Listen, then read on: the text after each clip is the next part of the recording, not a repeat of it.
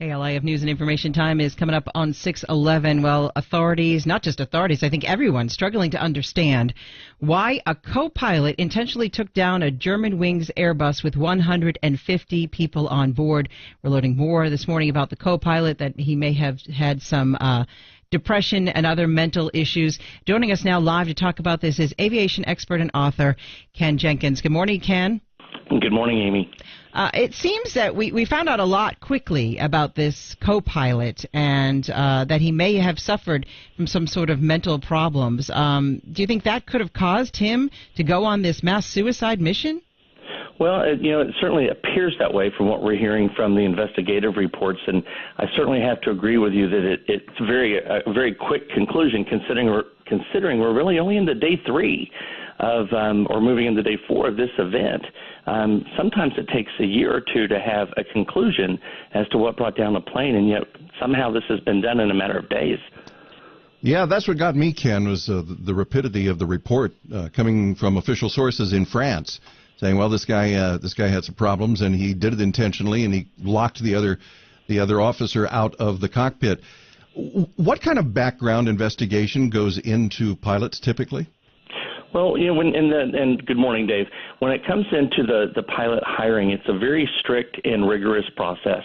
And it's not as if you just walk in and apply and see if you have the aptitude for it. Many pilots come from, of course, the military background where they've been vetted already, and then the airline continues to vet through their process.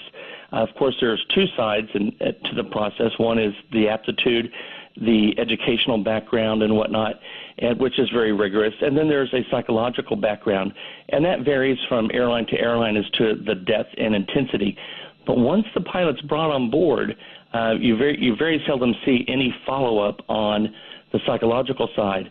It's more of a self-disclosure that the pilot is supposed to perform versus somebody through the medical process finding out what could be wrong. So a pilot who's been flying for a number of years could develop some sort of a mental disorder, and the airline would never know about it. Exactly right. There's, it's such a hard job to obtain, Amy, into becoming a commercial pilot that once they obtain it, you really don't want to let it go, of course, and I can understand that motivation. I don't even know that psychological testing on a yearly basis is the cure-all, because what happens from the day that you're tested and then a year later? So let's say 6 months in between that yearly test, something happens, it could still, fall through the cracks. I think the immediate fix, or at least to reduce the risk, is for Europe and Asia to follow the 2-person cockpit rule that the United States already has in place.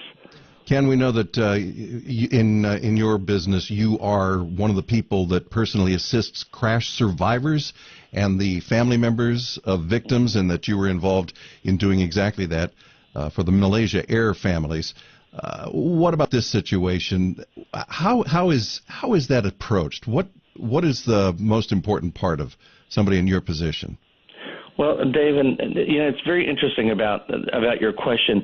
Yesterday, when this came out that the co-pilot may have had depression and whatnot and brought the plane down, I called a friend of mine that it shouldn't be a friend, to be honest with you. She was somebody that lost her brother on an airplane disaster 20 years ago, and somehow we met about 10 years ago, and she's now a clinician in social work. And I called her and I asked her, I said, as a family member, how do you feel when you hear that the pilot caused the accident? And she said, I'm just as shocked and emotional about it as anyone would be. She said, but the only good thing about it for the family members is now they have an answer. She said they know what happened. And she said, if you look at Malaysia Airlines Flight 370, the plane that disappeared, those families still don't have an answer and what they would give to have one. And she said, it's not much hope to say that you have an answer, but at least you have that. Good point there. So you're going to go over and help some of the families in this situation? No, I don't think so. And the main reason is that Lufthansa and Germanwings have a very robust program. They participate quite heavily in IATA and ICAO, which are 2 of the governing agencies with regards to aviation. And I have worked with them in the past when I was with American Airlines and then with BMS Global here in Fort Worth.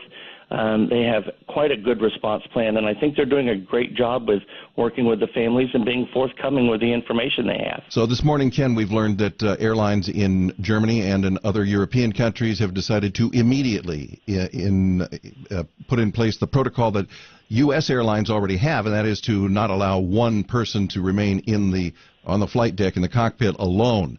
How many people typically are on board an aircraft like this? I mean, in the cockpit?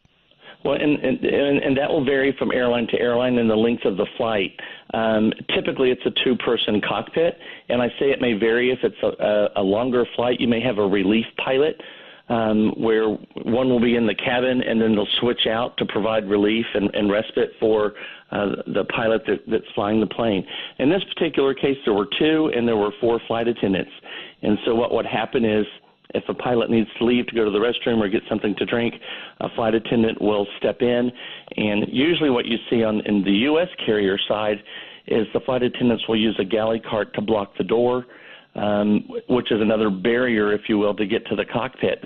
You know, as sad as this event is, it's proven one thing, and that is the reinforced doors work. They do keep people out. Unfortunately, in this case, they kept the wrong person out, which was the pilot.